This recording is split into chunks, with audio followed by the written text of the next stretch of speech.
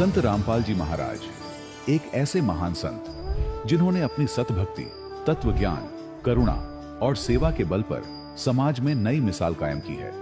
संत रामपाल जी महाराज की अगुवाई में उनके सभी सतलोक आश्रमों से समाज कल्याण के अद्भुत कार्यों ने समाज को सुनहरे भविष्य की एक नई उम्मीद दिखाई है। संत रामपाल जी महाराज से नाम दीक्षा लेने के बाद लाखों लोगों की लाइलाज बीमारियां जैसे कैंसर, एड्स आदि ठीक हुई। संत जी के ज्ञान से प्रेरित होकर उनके अनुयायियों ने लाखों यूनिट रक्तदान किया। संत जी ने लाखों बहन बेटियों का दहेज मुक्त विवाह करवाया।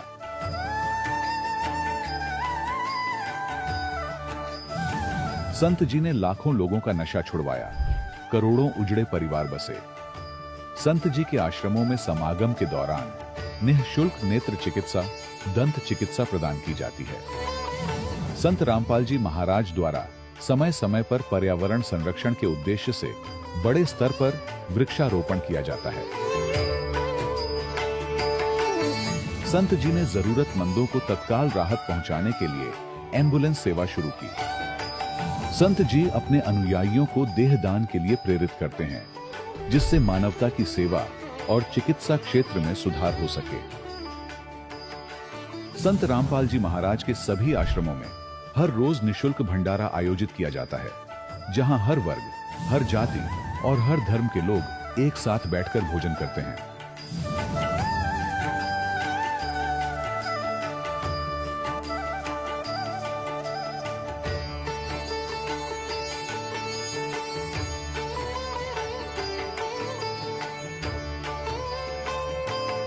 संत रामपाल जी महाराज के आश्रम में हजारों बुजुर्गों को सम्मान और प्यार के साथ जीवन जीने का अवसर मिलता है। उनके खाने, रहने और स्वास्थ्य की पूरी जिम्मेदारी संत रामपाल जी महाराज उठाते हैं। अनाथ बच्चों के लिए संत रामपाल जी महाराज के सभी आश्रम किसी वरदान से कम नहीं। यहाँ उन्हें शिक्षा, संस्कार और भविष्य के लिए बेहतर अवसर प्रदान किए जाते हैं। चाहे बाढ़ हो, भूकंप या महामारी, संत रामपाल जी महाराज और उनके अनुयायी हमेशा ही जरूरतमंदों के लिए सबसे आगे खड़े रहते हैं। कोविड महामारी के दौरान संत रामपाल जी महाराज के आश्रमों से करोड़ों लोगों के लिए भोजन, दवाइयां और जीवन रक्षक सामग्रियां उपलब्ध कराई गई। चाहे गरीब की मदद हो या किसी शोषित और पीड़ित वर्ग के हक और सम्मान की लड़ाई, संत रामपाल जी महाराज ने हमेशा ही उनकी दबी आवाज को सरकारों तक पहुंचाया है और उन्हें उचित न्याय दिलवाने में अहम भूमिका अदा की है। समाज में आध्यात्मिक और सामाजिक मूल्यों के प्रति जागरूकता लाने में संत रामपाल जी महाराज हर कदम पर मानवता के सच्चे सेवक साबित हुए हैं। संत रामपाल जी महाराज का जीवन हमें सिखाता है कि सच्ची सेवा वही है जो निस्वार्थ भाव से की जाए। आइए हम भी इस महान सेवा के कार्य में इस महान संत से जुड़ें और संत रामपाल जी महाराज से नाम दीक्षा लेकर अपने जीवन को धन्य बनाएं।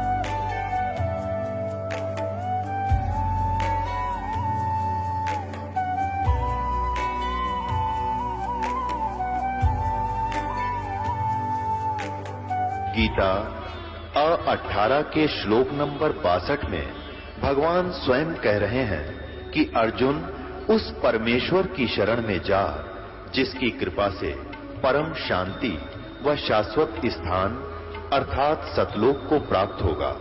वो परमेश्वर कौन है, कहां है, कैसा है, जानने के लिए कृपया अवश्य सुनिए जगत गुरु तत्वदर्शी संत रामपाल जी महाराज के अमृत वचन। सत साहिब दर्शकों, अक्सर व्यक्ति अपने धर्म में प्रचलित सभी भक्ति विधियों को पूरी श्रद्धा से अपना लेता है, लेकिन फिर भी उसके जीवन में बीमारियां, परेशानियां और यहाँ तक कि भूत प्रेत जैसी समस्याएं भी उसका पीछा नहीं छोड़ती।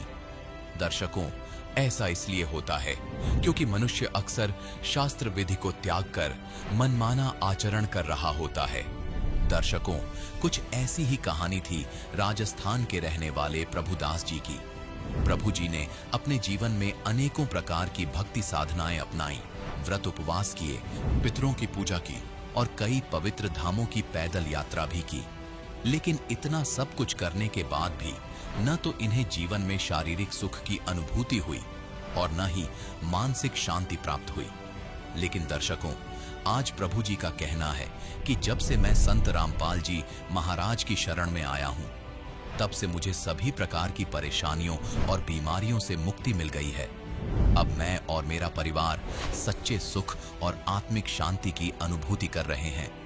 दर्शकों, आखिर ऐसा क्या था जो व्रत उपवास, पितृपूजा और तीर्थ यात्राएं भी नहीं दे सकी और संत रामपाल जी महाराज से जुड़ते ही प्रभु जी को मिल गया? आखिर क्यों प्रभु जी संत रामपाल जी महाराज को भगवान बता रहे हैं? आखिर इसके पीछे की सच्चाई क्या है? आइए सुनते हैं प्रभुदास जी की कहानी, उन्हीं की जुबानी। नमस्कार सर। नमस्कार जी। क्या शुभ नाम है सर आपका? प्रभुदास, गांव पलड़ा है और तहसील कुचामन, जिला नागौर, राजस्थान से। सर, संत रामपाल जी महाराज जी से नाम दीक्षा लेने से पहले आप किन देव देवताओं की भक्ति करते थे? ब्रह्मा विष्णु महेश की भक्ति करते थे और बालाजी की भक्ति करते थे। सालासर धाम पर पैदल यात्रा पर जाते थे, रूणीजा धाम पैदल यात्रा करते थे, व्रत करते थे, पितृ पूजा करते थे और सारी जो हमारे समाज में फैली सारी पूजाएं करते थे हम। सर, जो आप भक्ति करते थे, सालासर जाते थे, रोनेचा जाते थे जो रामदेव जी का धाम है, और पितृ पूजा भी करते थे, तो जो ये सब साधना आप करते थे, इससे आपको क्या लाभ मिला? लाभ तो कुछ भी नहीं मिला, मगर वहाँ जाते जाते मेरी भक्ति को प्रेत बाधा जरूर हो गई। और जैसे सालासर जाते थे, 5-5 रोज पैदल चलते थे, पैरों में छाले हो जाते और कहीं रोटी पानी की कोई व्यवस्था होती नहीं थी, यूँ परेशान होते थे। ये कोई भक्ति, अब मालूम पड़ा है कि शास्त्रों के विरुद्ध होने से ये डले ढो रहे थे, इस दुनिया को देखा देखी भक्ति कर रहे थे। सर, संत रामपाल जी महाराज की शरण में कैसे आए आप? हाँ, ये जो चैनल चलता है इस पर संत रामपाल जी महाराज का सत्संग आता है, तो एक बार टीवी खरीदी घर में और वो टीवी पर उनका चैनल चल रहा था, तो वो बता रहे थे, हमारे शास्त्र खोल कर दिखा रहे थे। मैं गीता पहले पढ़ता था, तो एक जगह से मैं कहीं से उपदेश ले रखा था, यहीं नागौर जिले में है, बखरी शहर है, वहाँ कोई आश्रम है संत जी का, निसलानंद जी महाराज है, उनसे मैं दीक्षित था। उन्होंने मुझे मंत्र दिया था, 10 साल से उनकी भक्ति करता था मैं, तो उन्होंने मुझे मंत्र दिया, ओम श्री हंस निर्वाण, इस तरह का मंत्र दिया। 10 साल तक मैं इस मंत्र का जाप करता रहा। उससे मुझे कोई फ़ायदा, कोई विशेष फ़ायदा नहीं हुआ, पर जो संत रामपाल जी महाराज ने गीता खोल के दिखाया कि ये गीता बोलने वाला भगवान तो कहता है मेरा एक सिर्फ ओम मंत्र, ओम नाम है, गीता अध्याय 8 के श्लोक 13 में, और जो उस परमात्मा को पाने का 3 मंत्र है, ओम तत्सत, गीता अध्याय 17 के श्लोक 23 में। तो मैंने देखा ये मंत्र मेरे पास तो है नहीं और इसके बिना मोक्ष मिलेगा नहीं, तो फिर मेरे अंदर ये जिज्ञासा हुई कि मुझे तो ये भक्ति जो मैं कर रहा हूँ ये सही नहीं है। और इस तरह का भ्रम होने से मैंने 6 महीने तक उनका सत्संग देखा टीवी पर, तो और जो वो बताते थे मैं पूरे गीता में मिलान करता था। जैसे गीता में बताया है कि 15वें अध्याय के 1 से 4 श्लोक में कि जो तत्वदर्शी संत है वो मतलब ऊपर को जड़ है, ये संसार रूपी पीपल का वृक्ष है, इसकी जड़ ऊपर है, पत्ते नीचे है, इसका पूरा पार्ट्स कोई संत बताएगा वही तत्वदर्शी संत होगा। और गीता बोलने वाला भगवान कहता है कि जो ये तत्वदर्शी संत है ना, उससे मिलने के बाद में ही वही बताएगा आध्यात्मिक पूरा ज्ञान। गीता अध्याय श्लोक 4 के श्लोक 34 में कहता है कि उस तत्वदर्शी संत की पहचान कर। तो मैंने देखा वो तत्वदर्शी संत कौन होगा इस तरह का, तो उनका, रामपाल जी महाराज का सत्संग सुनने से, देखने से मुझे मालूम हुआ कि इस विश्व में कोई भी संत शास्त्र अनुसार भक्ति देने वाला नहीं है, और वो तत्वदर्शी संत स्वयं संत रामपाल जी महाराज जी है, जो खोलकर परमात्मा की वाणी में दिखाया है। कबीर अक्षर पुरुष एक पेड़ है, निरंजन वाक्य की डार, तीनों देवा शाखा है, पात रूप संसार। तो मुझे मालूम हुआ कि जो ये अलग अलग पार्ट्स तो संत रामपाल जी महाराज बताते हैं और यही तत्वदर्शी संत है, तो फिर उनसे दीक्षा लेनी चाहिए, ये जिज्ञासा हुई मेरे मन में। तो फिर 28 मई 2012 को मैं संत रामपाल जी महाराज से दीक्षा ली, वहाँ से मेरा आध्यात्मिक जन्म हुआ। सर, जो सद्भक्ति संत रामपाल जी महाराज जी ने आपको दी है, उससे आपको क्या लाभ मिला? लाभ तो सबसे बड़ा तो मैं यही बताऊंगा कि मुझे आध्यात्मिक मेरा जन्म हुआ, मुझे वो उन शास्त्रों का ज्ञान मिला संत रामपाल जी महाराज की दया से, जिससे हम इस जन्म मृत्यु के चक्कर से बच सकते हैं और अपने निज लोक सतलोक में परमात्मा की प्राप्ति कर सकते हैं। और जैसे मेरे मन में ये कोई शांति नहीं रहती थी, अब वो पूर्णतया मुझे शांति मिली है संत रामपाल जी महाराज से दीक्षा लेने के बाद में। और लाभ तो ऐसे ऐसे हुए हैं, परमात्मा ने ऐसे लाभ किए हैं। जैसे एक बार मेरा बच्चा कोई ट्रैक्टर चला रहा था, तो 2 बच्चे हैं, एक चला रहा था, एक पीछे बैठा था। तो पीछे वाला नीचे गिर गया और पीछे कोई ट्रैक्टर चल रहा था, तो ट्रैक्टर के नीचे आ गया। हम घर वाले कोई भी वहाँ नहीं थे, बच्चे अकेले थे, और कोई दूसरा बजरी की खान है, वहाँ कोई दूसरा बजरी भर रहा था, एक आदमी दूसरा था। उसने देखा तो वो बच्चे को निकाल कर जैसे तैसे मेरे घर पर लेके आया। तो लेके आया तो बच्चा तो बिल्कुल ही नहीं था वहाँ पे, और फिर हमारे घर पे लेके आया, मुझे बुलाया, तो मैंने देखा कि इसको क्या हो गया है। फिर मैंने मालिक के सामने दंडवत किया, बच्चे को भी दंडवत कराया, तो बच्चा तुरंत सही हो गया। और मेरे पेट में इस तरह की बीमारी थी, पत्थरी थी, डॉक्टर ने ये कह दिया था कि पेट में पत्थर के गोदाम है। तो वो भक्ति करने से वो सारे पत्थर कहाँ चले गए मुझे मालूम नहीं है। और मेरी भक्तमती को पितर बाधा, ये प्रेत बाधा थी, तो वो भी आज सही भक्ति कर रही है, सही तरह से स्वस्थ है।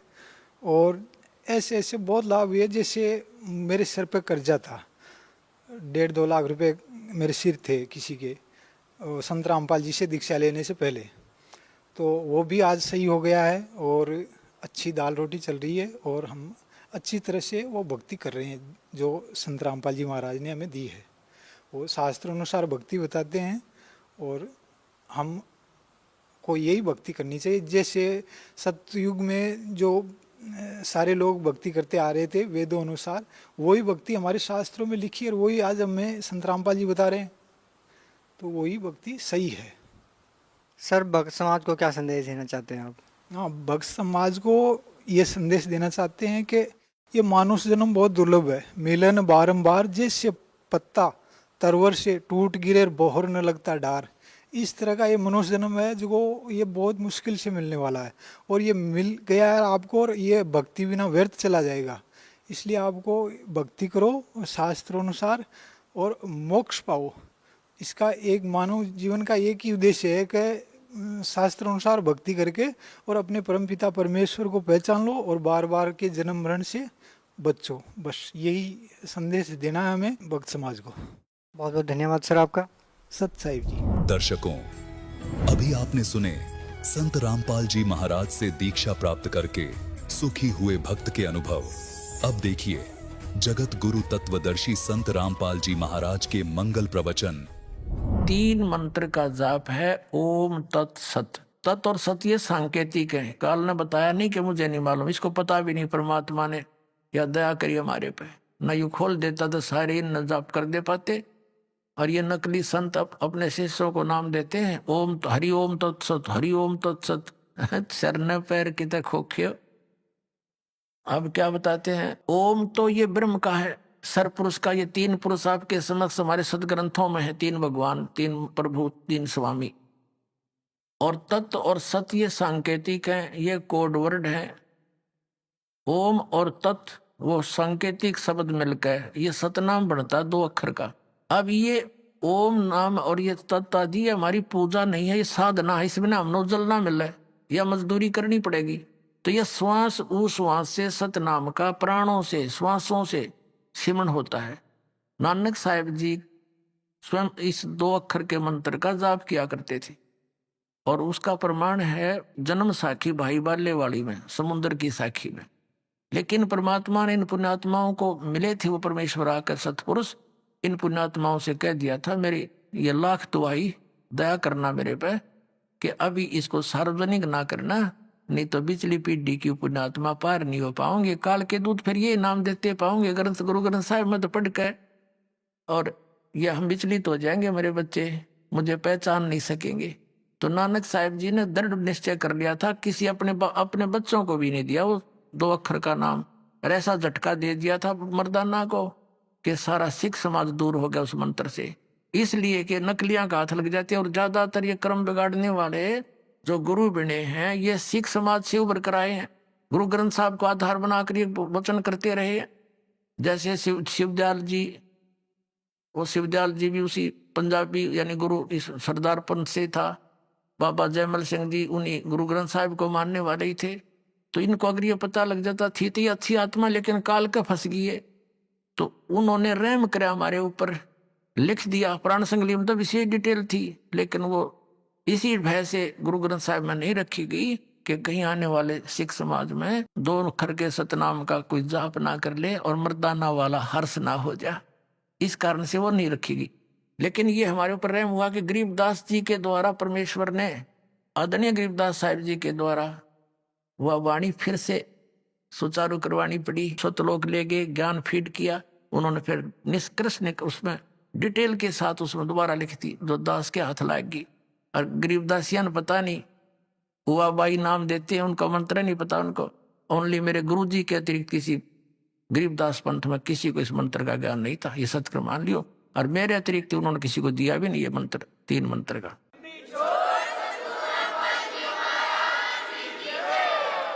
पुण्यात्माओं, हॉकी कैसा गेम है यो। जैसे हॉकी खेलता खेलता प्लेयर होता है ना, उस बाल को एक बार तो विरोधियों की तरफ फेंक देता है, उधर वो भागते हैं, फिर वो निकाल कर गोल कर देता है। तो ऐसे लाए परमात्मा इनको निकाल कर के खिलाड़ी, परमात्मा के बच्चे जिनको ये मिले थे। आज आपका हाथ लग गया यो, न तो बर्बाद कर देता ये काल।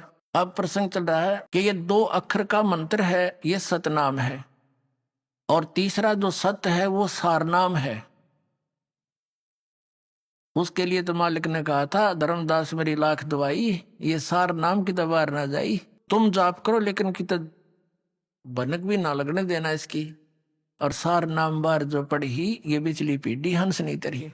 तो कहने का भाव ये है पुण्यात्माओं की, जो ये ओम तत्सत का जो मंत्र है, इसकी त्रिविध है, 3 प्रकार से ही साधना करने का निर्देश है, यानी फाइनल फैसला है। इसके सिमरण की विधि भिन्न है, श्वास उश्वास से, प्राणों से, यानी इसका जाप है। और फिर तीसरा सार नाम आपको दिया जाएगा, वो आपका फिर परमात्मा से मेल कराएगा। अब जैसे हैंडपंप लगाने के लिए बोक्की लगाते हैं, जैसे ये नकली नाम देते हैं ओंकार सतनाम, निरंकार ज्योति निरंजन सतनाम आदि, अकाल मूर्त सब स्वरूपी राम सतपुरुष, ओम नमः शिवाय, हरे राम हरे कृष्ण, ये कोई जाप है? जैसे सतपुरुष अकाल मूर्त सब स्वरूपी राम, ये तो परमात्मा की महिमात्मक उपमात्मक शब्द हैं। इन चाहे सतपुरुष कह लो, चाहे अकाल मूर्त कहो, जल कहो, पानी कहो, नीर कहो, एक का बात है। उसको तो पाना है हमने, और ये रट्टा लो, अरे जल पानी नीर करते रहो, भगवान पानी मिलेगा, ये कैसे मिलेगा? वो तो विधि अलग है उस जल के पानी की। ये 2 अक्षर के नाम की बोकी लाई जाएंगी जमीन में, ऐसे बोकी मारते हैं, मिट्टी बाहर फेंकी, फिर बोकी, फिर मिट्टी, तो ऐसे श्वास उश्वास की बोकी लगेंगी। अब सतनाम 2 अक्षर के मंत्र से परमात्मा प्राप्ति नहीं हुई, इसलिए परमात्मा ने कहा है कि जो जन होगा जो हरि लेगा शब्द बिलगाए, और सो हम जप मरे व्यर्था जन्म गवाए। यानी केवल सतनाम के दोनों मंत्रों का भी जाप तुम करते रहे, यूजलेस, जब तक सार नाम नहीं मिलेगा। अब जैसे हैंड पंप लगाने के लिए प्रोसेस शुरू हुआ, प्रोसीजर, बोकी और पाइप ने अपना काम कर दिया, जल तक पहुंच गई लेकिन जल प्राप्त नहीं हो सका। उसके लिए तो ये तो सतनाम के 2 अक्षर का काम हो गया समझ लो। भंवर गुफा तक ये आपका रास्ता क्लियर कर देगा, लेकिन सतलोक प्रवेश नहीं कर सकते। उसके बाद सारनाम दिया जाएगा, हैंडपंप लगाया जाएगा पंप के ऊपर, और फिर उसका भी जाप करना है, उसकी मोमेंट देना है, उसको उसकी साधना करनी है, तब गदड़ गदड़ वो जल निकलेगा। तो ऐसे ये 3 मंत्र का जाप है, और इससे मोक्ष होगा, वो परम अक्षर ब्रह्म, वो सतलोक, वो सुख सागर प्राप्त होगा।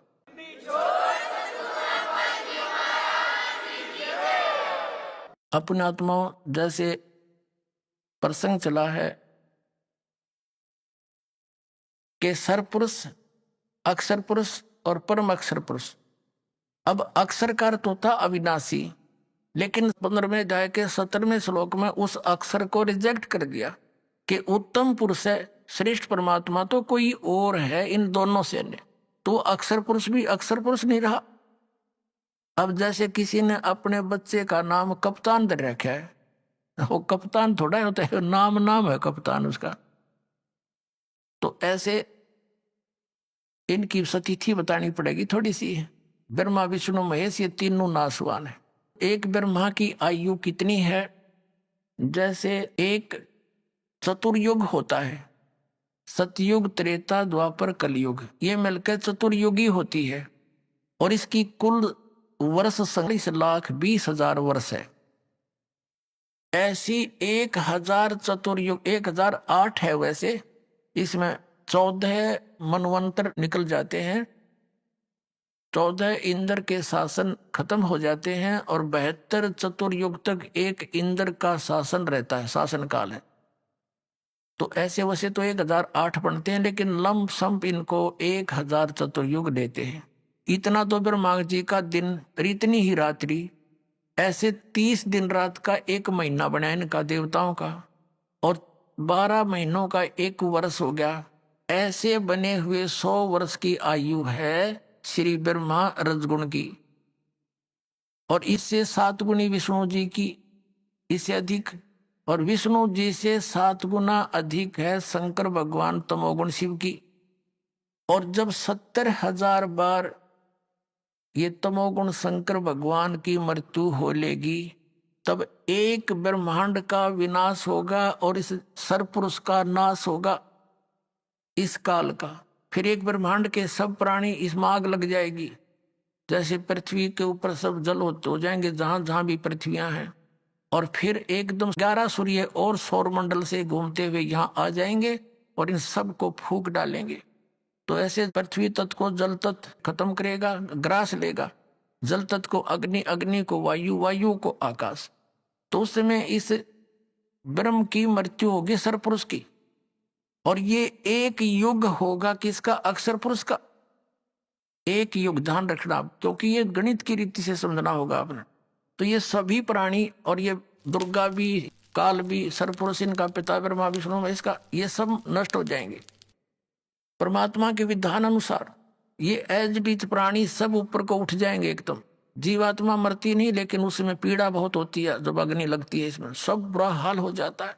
फिर ये ऊपर उठ जाएंगे, ये 5 तत्व यही रह जाएंगे, घूमते रहेंगे सूक्ष्म रूप में। ये ऊपर दूसरे ब्रह्मांड में चले जाएंगे, वहां जाकर फिर दोनों का, दुर्गा और काल का युवा शरीर बन जाएगा। उसके बाद ये अपना फिर ग्रस्त कर्म से या वचनों से फिर धीरे धीरे अपनी सृष्टि वहां दूसरे ब्रह्मांड में प्रारंभ करते हैं। ऐसे चलता है। तो हमने लेना है समय। तो ये जो 70,000 बार त्रिलोक की शिव की मृत्यु हुई और एक बार इस काल की मृत्यु हुई, इसके जन्म और कर्म कैसे अलौकिक हैं। ये अपने आप को अजन्मा क्यों कहता है? यहां मर गया, वहां परमात्मा के विधान अनुसार इसकी फिर दोबारा युवा शरीर दोनों का हो जाता है, दुर्गा का और इस काल का। लेकिन जन्म मृत्यु है इसकी। उसके बाद ये एक युग हो गया अक्षर पुरुष का।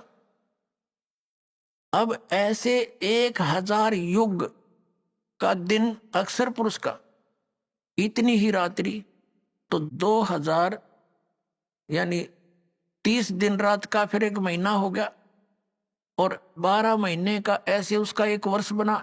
ऐसे जो इस गिनती से, इस रीति से जो उनके एक युग बना, तो 12 महीनों का एक वर्ष हुआ, और 100 वर्ष की आयु होगी अक्षर पुरुष की, उसका भी नाश होगा। फिर देख कितनी लंबी आयु है। 70,000 बार शिव मर लेगा, एक ब्रह्म की मृत्यु होगी, वो युग होगा, इस अक्षर पुरुष का एक युग होगा। और ऐसे 1000 युग का दिन, इतनी रात्रि, और फिर 30 दिन रात का महीना, 12 महीने का एक वर्ष, और 100 वर्ष की आयु अक्षर पुरुष की, और फिर भी मृत्यु होगी। इसलिए इसको अक्षर भी लिखकर नासवान कहा गया है। एती उम्र बुलंद मरेगा अंतरे, क्यों? क्योंकि सतगुरु लगे न कान न भेंटे वो संतरे। ओए होए, इतनी लंबी उम्र भी होगी तो भी तेरी अंत में मृत्यु होगी। कारण क्या है कि तुझे वो तत्वदर्शी संत नहीं मिले, और मिले तो तुमने मानी नहीं। जैसे पहले परमात्मा के मिले किनको?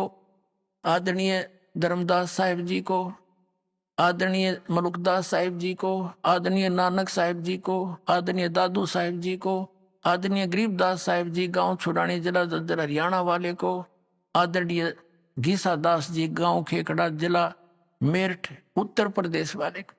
इन्होंने वही डंडोरे पीटे थे, पर मानना नहीं कोई। उनके जाने के बाद ग्रुप जरूर बन गए उनके पीछे, लेकिन उन्होंने क्या बोला था अपनी वाणी में, उसके निकट भी नहीं कोई समाज। ये सत्कर मान लेना। अब क्या बताया कि एती उम्र बुलंद मरेगा अंतरे, सतगुरु लगे न कान न भेंटे वो संतरे। ओहे, अब आपको दास जहां से स्टार्ट किया था वहीं आता है। मन तू चल रे सुख के सागर, जहां शब्द सिंधु रत्नागर। इस नमक की बोरी में तू सुख खोज रहा है इस काल के लोक में, वो सुख सागर बूरा की बोरी सतलोक चल, वहां मिलेगी।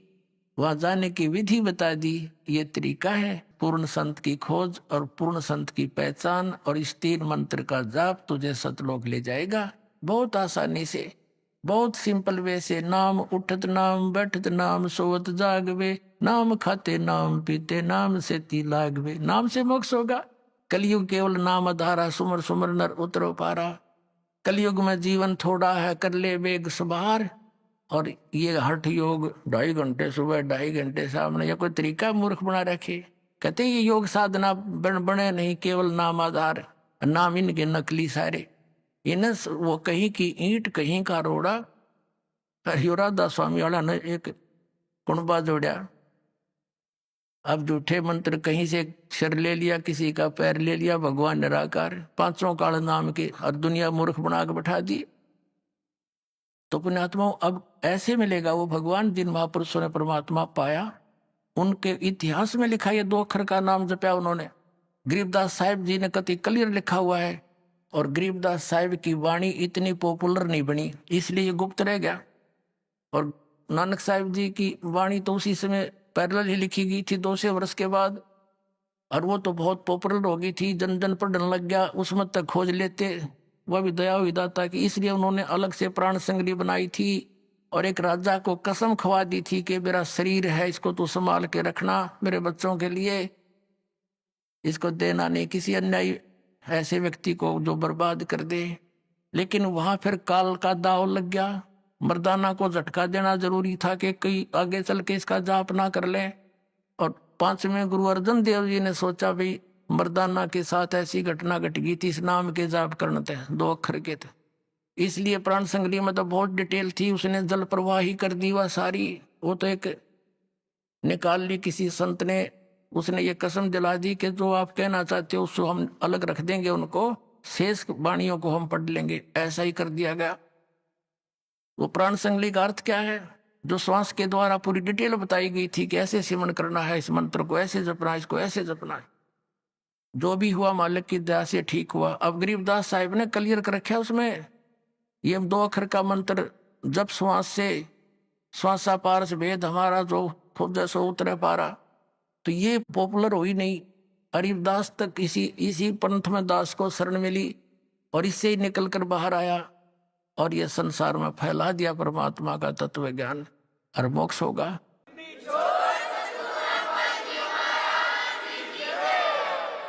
अब क्या बताते हैं, मन तू चल रे सुख के सागर, जहाँ शब्द सिंधु रत्नागर। ओहो, सुख सागर किसे कहते हैं? जैसे कभी कभी इस दास के साथ तो बहुत बार होती है, अकेला बैठा हो, अंदर से एक ऐसी हिलोर तरंग उठती है कि चाहे किसी ने कितना बुरा दास का कर रखा है, कभी उसके प्रति द्वेष नहीं आता उस समय। और ऐसा लगता है सब अपने से लगते हैं, काहे के लिए हम ऐसा करते हैं, काहे के लिए हम ऐसा कर रहे हैं, सब इतने प्यारे से लगते हैं, टोटली कोशिश करके भी उनके प्रति द्वेष नहीं बनता।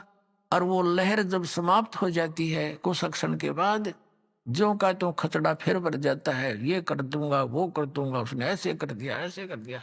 तो परमात्मा कहते हैं वो कैर की लहर आ गई, फिर वह मेर की लहर तो एक के थोड़ी देर की थी। तो कहते हैं वह शंखों लहर मेर की उपजे, पर कहर नहीं जा कोई, दास गरीब अचल अविनाशी। वो सुख का सागर सोई, वो सचखंड सतलोक, वह परमात्मा रहता है। मनुष्य सदृश शरीर है, उसके एक रोम को करोड़ सूर्य मिला दे, करोड़ चंद्रमा, ऐसा उसका रूप है। और सभी आत्माएं वहां साकार रूप में, हंस रूप में, उनका 16 सूर्य जितना तेजों में शरीर, सुंदर शरीर बन जाता है। न नाड़ी और इस हड्ड चाम से बना हुआ शरीर नहीं है, वो नूर तत्व से बना हुआ है। और सारी व्यवस्था है वहां पर, बाग बगीचे सदा बाहर, वृक्ष हैं, कोई काम नहीं करना, निष्कर्म में मोक्ष प्राप्त होती है, बिना काम के वहां मिलता है। तो क्या बताते हैं, मन रे तू चल रे सुख के सागर, जहाँ शब्द सिंधु रत्नागर। शब्द अर्थ अविनाशी की तरफ, क्योंकि शब्द नष्ट नहीं होता, जैसे शब्द स्वरूपी राम यानी वो अविनाशी परमात्मा। तो वहां पर मोक्ष तेरा भंडार है, वो मोक्ष का, वहां कभी अंत नहीं। मोक्ष यानी अमरत्व का अंत नहीं। सागर जैसे समुद्र में जहां तक भी देखो वहां तक जल ही जल दिखाई देता, जब 200 किलोमीटर चला जाता है इंसान जहाज में बैठ के, दूसरी वस्तु दिखाई नहीं देती। ऐसे उस परमात्मा के सतखंड के अंदर सुख ही सुख, सुख ही सुख, वो सुख सागर, सुख का समुद्र है। फिर क्या बताते हैं, यदि तू यहाँ कुछ ढूंढ रहा है सुख, यहाँ तो नमक की बोरी है। कोट जन्म तन भर मत होगे, कुछ ना हाथ लग्या रे, कुकर सुकर खरव्या बोरे, कौआ हंस बुगारे। कोटि जन्म तू राजा की, ना मिटी न मन की आशा, भिक्षुक ओके दर दर घूम लिया, मिला न निर्गुण रासा। इंद्र कुबेर ईश की पदवी, ब्रह्मा वरुण ध्रुव राया, विष्णुनाथ के पुर को जाके तू फिर भी वापस आया। इंद्र कुबेर ईश की पदवी, ब्रह्मा वरुण ध्रुव राया, और विष्णुनाथ के पुर को जाकर तो फिर भी वापस आया। इंद्र कुबेर, इन ब्रह्मा विष्णु महेश की पदवी भी तुमने कई बार पाली, और फिर मृत्यु यही बिरान माटी दुर्गति तुम्हारी फिर हो रही है। तो क्या बताते हैं, असंग जन्म तन मृत्या होगे, जीवित क्यों न मरे रे, द्वादश मधुमैल मठ बोरे, बहुर न दे धरे रे। अभी तक सभी 10वें द्वार पर के ही गीत गा रहे हैं ऋषि, मैं ऋषियों तो लेकर ये राधा स्वामी धन धन सतगुरु जितने आज तक के पंथ है। और परमात्मा कहता हूं तो 12वें द्वार में मालिक पाओगा। 12वें द्वार को पार करके हर एक आधा कबीर पंथी ने किता कबीर साहब की वाणी में 11वां द्वार पढ़ लिया, उससे के गीत गा रहे हैं, बस मेरे जैसा ज्ञान पृथ्वी पर नहीं है, बस 11वीं खिड़की पाएगी इसने। अरे 11वीं और 12वीं खिड़की नाम से ही सर्वश्रेष्ठ हो गया ज्ञान। ज्ञान के लिए तो बहुत कुछ विस्तार का पता चलेगा, क्या क्या ज्ञान संत को होना चाहिए, कौन से मंत्र, मूल तो मंत्र है जाप के, मूल इस सारे ज्ञान को दे करके समझाना है। और ये जीव को इस नाम पर विश्वास दिलाना है कि इस मंत्र से मोक्ष होगा। बाकी सत्संग तो ऐसा समझो जैसे खेत को संवारना पड़ता है, उसको बीज बोने योग्य किया है और खेत संवार दिया, सत्संग अच्छे सुना दिए, और बीज बोना था गेहूं बो दी भांग, तो व्हाट इज यूज, के फायदा हो सत्संग का और खेत संवारन का। अब देन सतनाम और सारनाम से मोक्ष होगा, और दे ये उठ पटांग मंत्र, तो यहाँ फेल हो जाएगा वो नकली संत। अब ये जड़ है, इस मंत्र नाम बिना मोक्ष हो ही नहीं सकता, चाहे कितनी बात बना ले और अधिकारी से प्राप्त हो। अनाधिकारी से काम करें, ये छोटा सा ड्राइविंग लाइसेंस बनवाते हैं, चालक प्रमाण पत्र, अगर वो डुप्लीकेट है तो उसमें ब्रेन मट्टी हो जाए, वो ही नहीं चलेगा आगे तो। और ये जाना सचखंड, ये 12 मद महल मठ बोरे कबीर सागर में लिखा कि बर्मा द्वार पार करके परमात्मा मैं बैठा हूँ भाई वहां पर। और ये 10 मत घाटा जोड़ रहे, एक नकली का घर माठा आ गया, वो ढोल पीटा, मेरे जैसा ज्ञान किता नहीं, मेरे जैसा ज्ञान कहीं नहीं। अब मेरा पट्टा किसका ज्ञान कैसा है? ये सब कहते हैं और ज्ञान सब ज्ञानड़ी, कबीर ज्ञान सब ज्ञान, जैसे गोला तोब का अब करता चले मैदान। परमात्मा कहते हैं तारा मंडल बैठ कर ये चांद बड़ाई खावे, उदय हुआ जब सूरज का ये स्यों तारों छप जावे।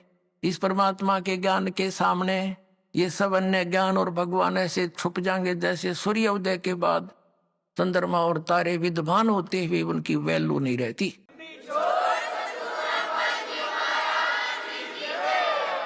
कोट जन्म तन भरमत होगे, जीवित क्यों न मरे रे। 12 मध्य 12वें द्वार के मध्य महल मठ बोरे, वो सतलोक महल है, वो मठ है, वो स्थान है जहां जाने के बाद फिर वापस नहीं आते। बहुर ना दे धरे रे। अब जीवित मरना किसको कहते हैं? जीवित मरना एक तो ये है कि भाई विकारों को त्यागना पड़ेगा, मन तो पता नहीं कि क्या बकवाद खोजा है, इनको हटाना पड़ेगा, इन इच्छाओं का दमन करना पड़ेगा। इस ज्ञान आधार से अपना काम चलाने जोगा परमात्मा अपना अवश्य देगा, ये सत्कर मान लेना।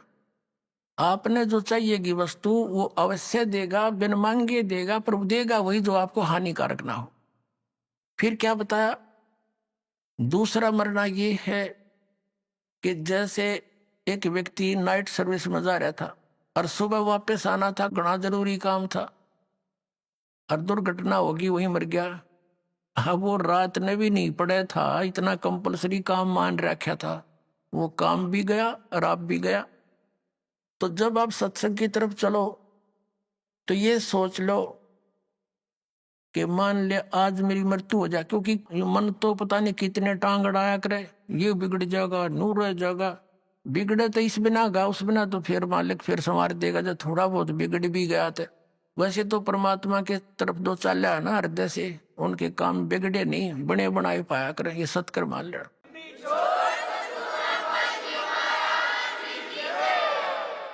अब मान लीजिए नो सोच ले भाई मृत्यु हो जा, जब तक यह मौत याद नहीं रहेगी ना आपके, आप भगवान के सफर पर चल नहीं सकोगे, या याद रखनी पड़ेगी।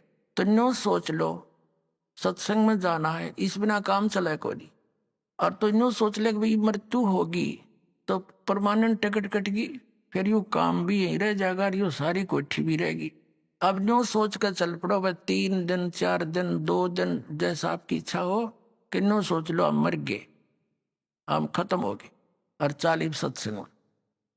और फिर 2 दिन पाछे मान लीजिए कोई ज्यादा ही माने आपकी बात को संसारिक विधि से, कोई छोटा मोटा हानि होगी तो उसने फिर पूरी कर लेंगे, या परमानेंट टिकट कट गई फिर क्या कराएंगे, फिर भगवान भी गया, हर काम भी गया। कहते हैं राम नाम कड़वा लगे, ये मीठे लगे दामे, दुविधा में दोनों गए, भाई माया मिली ना राम। एक व्यक्ति को पंजाब के अंदर दास के गुरुदेव का एक आश्रम है तलवंडी भाई में, तो गुरुदेव सतगुरुदेव के सतलोक गमन के उपरांत दास वहां सत्संग करने जाता था संडे को, सेकंड संडे को, द्वितीय रविवार को। तो वहां कोई गुरुदेव के शिष्यों का कोई रिश्तेदार आ रहा था, कोई बुढ़िया मर गई थी, उसका शोक व्यक्त करने शुक्र को आया था, शनिवार को जा रहा था। उन्होंने कहा आप आज डट जाओ सत्संग सुनना, और कल सत्संग सुनकर 8 से 10 सत्संग होगा, 9 से 10, 10 11 फिर चले जाना। वो कहने लगा मुझे बहुत जरूरी काम है और कल संडे है, मेरा एक पार्टी से एग्रीमेंट होना है जिसमें मुझे 5 लाख का लाभ होगा उस कॉन्ट्रैक्ट में।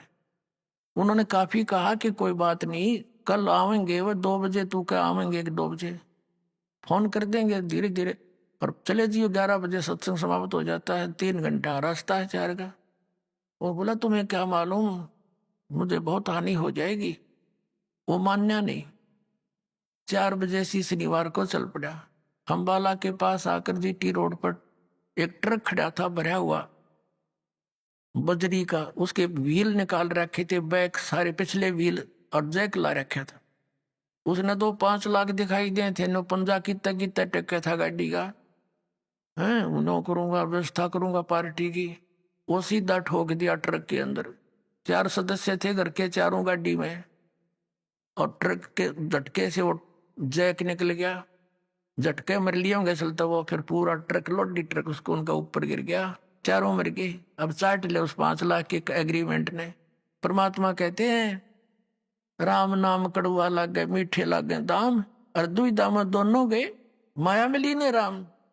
तो यहाँ परमात्मा कहते हैं असंग जन्म तना मरत्या हो गए जीवित क्यों नाम रह रे, ये 12 मद महल मठ बोरे बोर ना दे धरे रे। दोजक भिस्त सबीते देखे राजपाट के रसिया, और 3 लोग से तरपत नाई यो मन भोगी खसिया। ये मन की इतनी गंदी आदत है।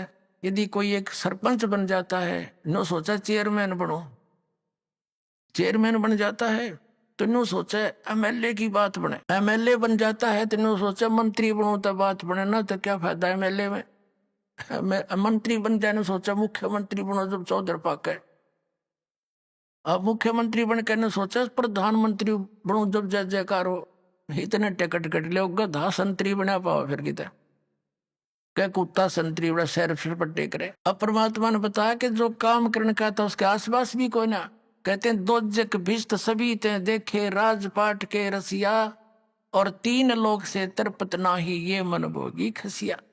फिर यहाँ निष्कर्ष देते हैं लास्ट की 4 पंक्तियों में कि सतगुरु मिले तो इच्छा बेटे, यानी कोई परम संत मिलेगा तो ये काल की ये काट देगा परों को, ये बकवाद कर रहा है। सतगुरु मिले तो इच्छा मेटे पद मिल पदे समाना, और चल हंसा उस लोक पठाऊं जो आदि अमर अस्थाना। कहते सतगुरु मिले तो इच्छा मेटे पद मिल पदे समाना।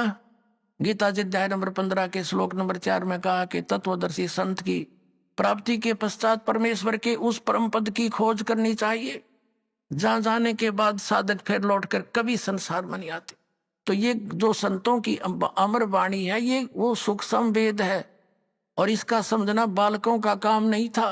ये दास पर मेर करी परम पिता परमेश्वर कबीर साहब ने, परमेश्वर ने, तभी इनके गूढ़ रहस्यों का ज्ञान दास के हृदय में भरा। यहाँ पद मिल पदे समाना 2 पद हैं। इन दोनों के यहाँ अर्थ कैसे हैं? पद का अर्थ है पद्धति, वे ऑफ वर्शिप, पूजा की पद्धति सही मिले, और फिर वो पद समाना, फिर वो पद मिले अमर पद, जहां जाने के बाद फिर लौट कर नहीं आते, यानी सही पद्धति मिले भक्ति की विधि, और फिर वो परम पद पावे। कहते हैं सतगुरु मिले तो इच्छा मेटे पद मिल पदे समाना, और चल हंसा उस लोक पठाऊं जो आद अमर अस्थाना। अब वहां क्या सुख है?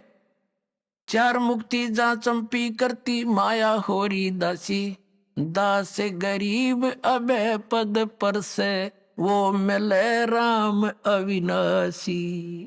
4 मुक्ति ये नकली सुख, 4 मुक्ति तुम्हारी होती है, स्वर्ग में जाते हो वो खत्म हो जाती है।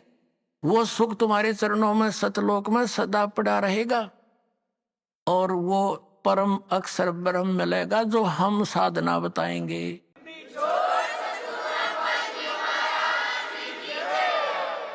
सत्संग में आने से पता चलता है कि यदि इस मनुष्य जीवन का कोई उद्देश्य है मूल, तो परमात्मा पाना, परमात्मा की भक्ति करना।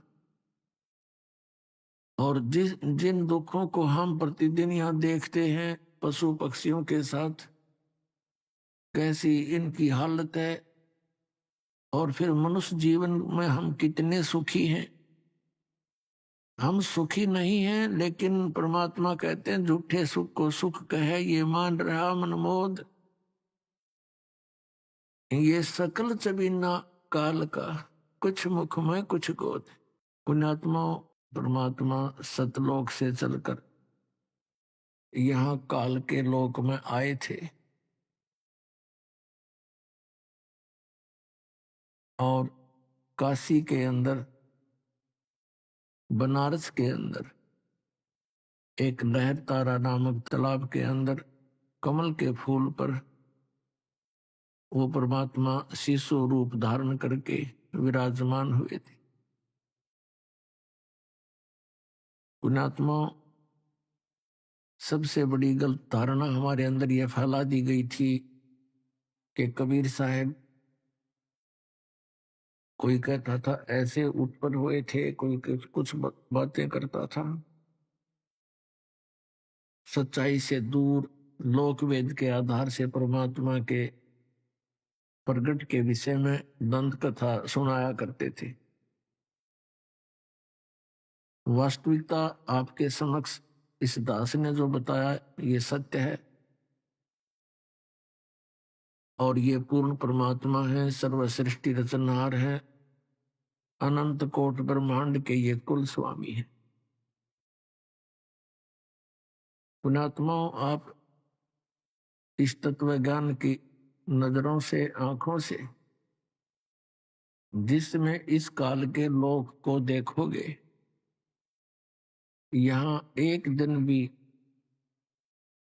रहना बहुत दुख में है, कष्ट में है। और हमने असंख्य योग हो गए यहां पर इस काल के लोक में कष्ट उठातों को।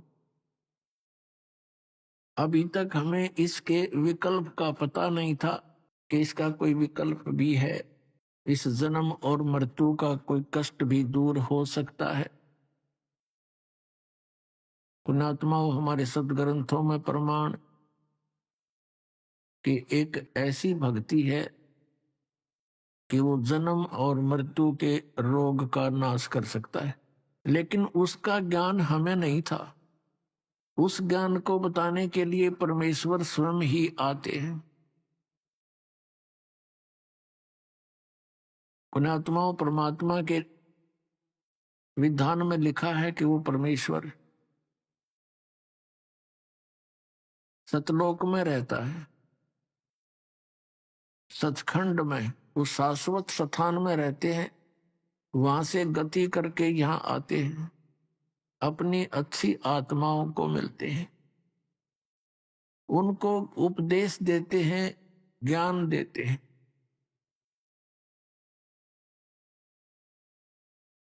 और फिर वो उनकी प्यारी आत्माएं, जो अच्छी आत्मा जिनसे वो परमात्मा आकर सीधे मिलते हैं, वो फिर परमात्मा की महिमा को आंखों देखा वर्णन करते हैं। पुण्यात्माओं, जिस समय परमात्मा सतयुग त्रेता द्वापर में आए, वो इतिहास नष्ट कर दिए गए। अब परमात्मा कलयुग में आए, अब परमात्मा की रजा से उनके कुछ लीलाएं हमारे पास उपलब्ध रही। उस परमेश्वर ने क्या क्या लीलाएं की, और फिर हमने अपने उन सदग्रंथों में देखा जिनको हम प्रमाणित मानते हैं, पवित्र चारों वेद, पवित्र श्रीमद् भगवत गीता, पवित्र पुराण, उन्होंने भी समर्थन दिया कि कबीर परमात्मा है, वो ऐसी ऐसी लीलाएं करता है, वो कहाँ रहता है, वो कैसा है। पुण्यात्माओं, अभी तक जितने भी संत और पंथ, मंडलेश्वर, आचार्य, शंकराचार्य, ये सभी, चाहे वो हिंदू धर्म के हैं, चाहे वो मुसलमान धर्म के हैं, चाहे वो ईसाई धर्म के हैं, और चाहे वो सिख धर्म के हैं, सभी ने परमात्मा को निराकार ठहरा रखा है। जबकि हमारे सभी सदग्रंथों में परमात्मा साकार है, मनुष्य सदृश्य है। पुण्यात्मा, जिन महापुरुषों को यही ज्ञान नहीं था परमात्मा कैसा है, तो क्या उन्होंने भगवान पाया होगा? नेवर, कभी नहीं। अब आपके रूबरू सदग्रंथों से प्रमाणित करते हैं कौन है परमात्मा, कैसा है वो प्रभु। वो साकार है या निराकार? सबसे पहले आपके रूबरू करते हैं पवित्र बाइबल को। ईसाई धर्म के श्रद्धालु कहते हैं गॉड इज फॉर्मलेस, परमात्मा निराकार है। मुसलमान धर्म के श्रद्धालु कहते हैं परमात्मा बेचून है, बेचून में निराकार।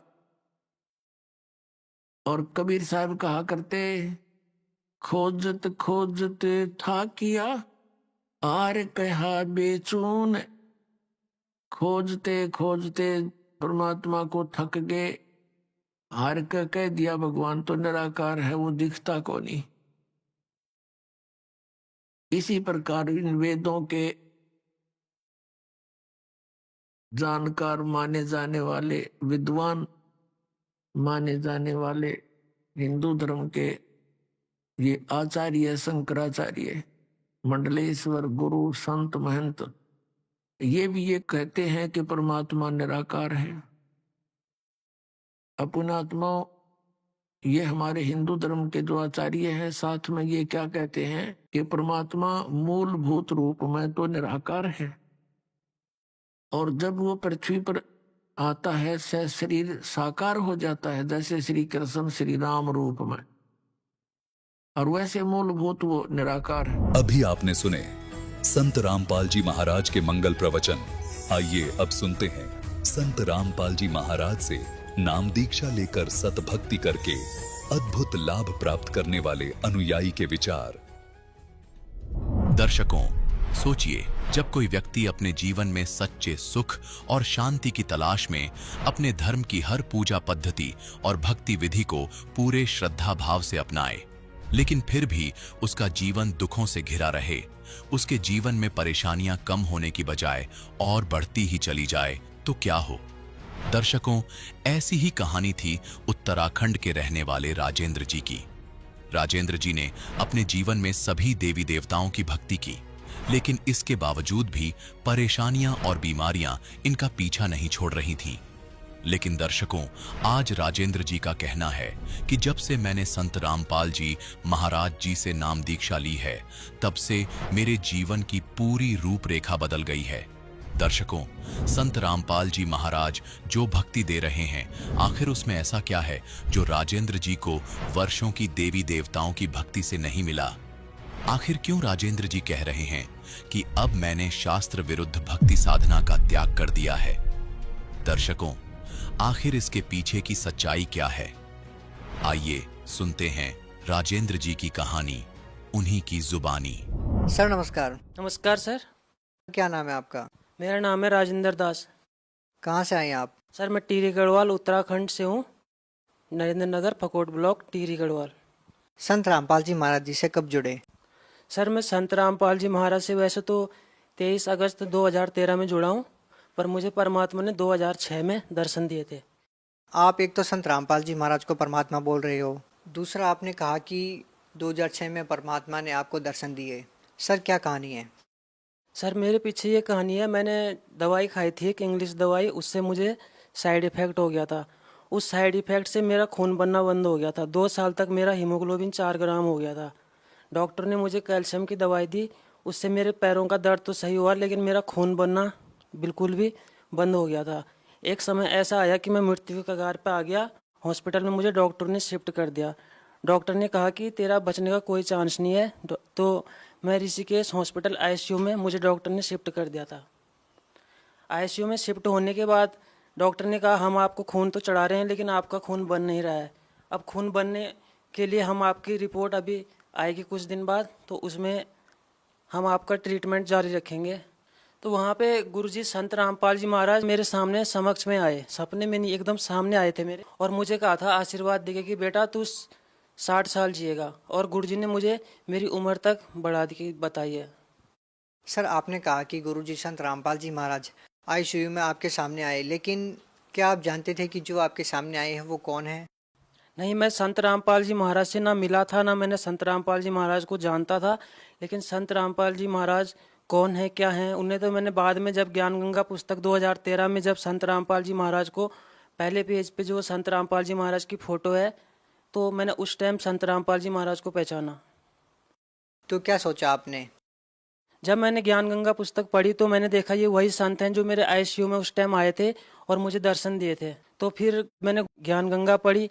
ज्ञान गंगा पढ़ने के बाद जैसे ही मैंने देखा तो मैंने गीता वेद पहले ही पढ़ रखे थे, तो उस पर देखा मैंने देवी देवता पूजने को मना किया है, तत्वदर्शी संत की शरण में जाने को कहा है।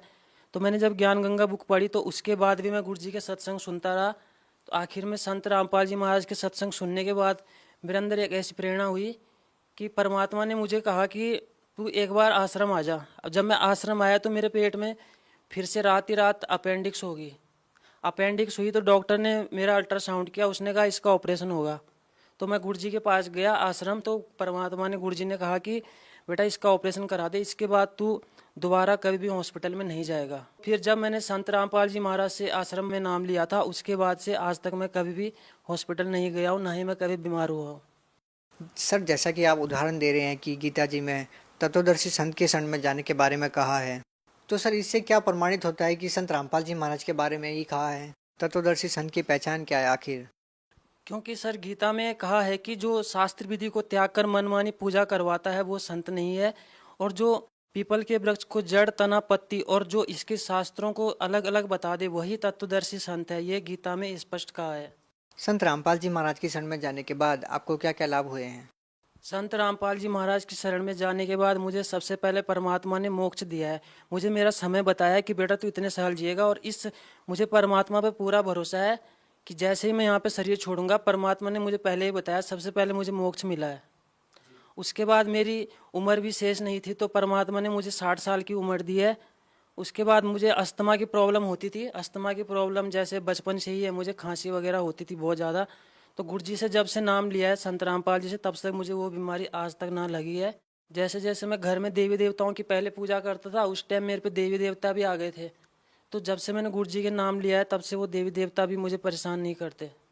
सर, देवी देवताएं कैसे परेशान कर सकते हैं? देवी देवताओं के बारे में तो ये मान्यता है कि वो ही लाभ देते हैं, तो कैसे आप परेशान होते थे देवी देवताओं से? देवताओं से मैं ऐसे परेशान होता था, जैसे उनकी जागरण वगैरह होते हैं, पूजा वगैरह होती हैं, तो मेरे हाथ पैर कांपने लग जाते थे।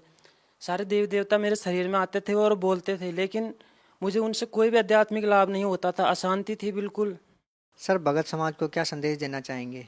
सर, भगत समाज को मैं यही संदेश देना चाहता हूँ कि आप जो देवी देवताओं की, ब्रह्मा विष्णु महेश की जितनी भी आप भक्ति करते हैं, ये सब शास्त्र अनुकूल नहीं है। क्योंकि आपको शास्त्र पढ़ने चाहिए। जैसे कि एक नकली नोट आ जाता है बाजार में, तो सरकार असली नोट और नकली नोट दोनों को दिखाती है, ताकि जनता उसे समझ सके कौन सा असली है कौन सा नकली है। ऐसी प्रकार संत रामपाल जी हमारे सारे शास्त्रों को खोल के दिखा रहे हैं। पढ़ा लिखा समाज इसको अच्छी तरह से समझ सकता है और देख सकता है। जब आप शास्त्रों को देखोगे तो वो वाणियाँ जो संत रामपाल जी बताते हैं और जो हमारे धर्मगुरु करवा रहे हैं, वो 100 के 100 झूठ हैं। क्योंकि गीता में जो कहा है, शास्त्रों में जो कहा है, वो कोई भी नहीं करवा रहा है, वो एक तत्वदर्शी संत रामपाल जी महाराज ही है। सर, आप उत्तराखंड से आए हैं। उत्तराखंड में लोग क्या क्या पूजाएं करते हैं? उत्तराखंड के लोगों को आप कैसे समझा पाएंगे कि आप हरियाणा में संत रामपाल जी महाराज से जुड़े? उत्तराखंड के जो लोग हैं वो ज़्यादातर देवी देवताओं की पूजा करते हैं, और वो यहाँ तक कि वो ब्रह्मा विष्णु महेश की भी पूजा नहीं करते, क्योंकि वो देवी देवताओं में इतने आरूढ़ हो चुके हैं कि उन्हें यही नहीं पता कि असली भगवान कौन है, भक्ति क्या है। तो मैं उत्तराखंड के लोगों से यही विनती करूंगा कि एक बार अपने शास्त्रों को देखिए। शास्त्रों को देखने के बाद आपको खुद पता चलेगा कि संत रामपाल जी महाराज क्या ज्ञान दे रहे हैं, और आप शास्त्रों के अनुसार भक्ति कीजिए। मैंने देखा है उत्तराखंड के लोग देवी देवताओं की भक्ति करते करते इतने दुखी हो जाते हैं, फिर भी उनको नहीं छोड़ते। एक बार आप शास्त्रों को देखिए और संत रामपाल जी महाराज का सत्संग देखिए, उनसे ज्ञान करिए, उनसे मिलाइए, तब आपको पता चलेगा कि संत रामपाल जी कौन है। बहुत बहुत धन्यवाद।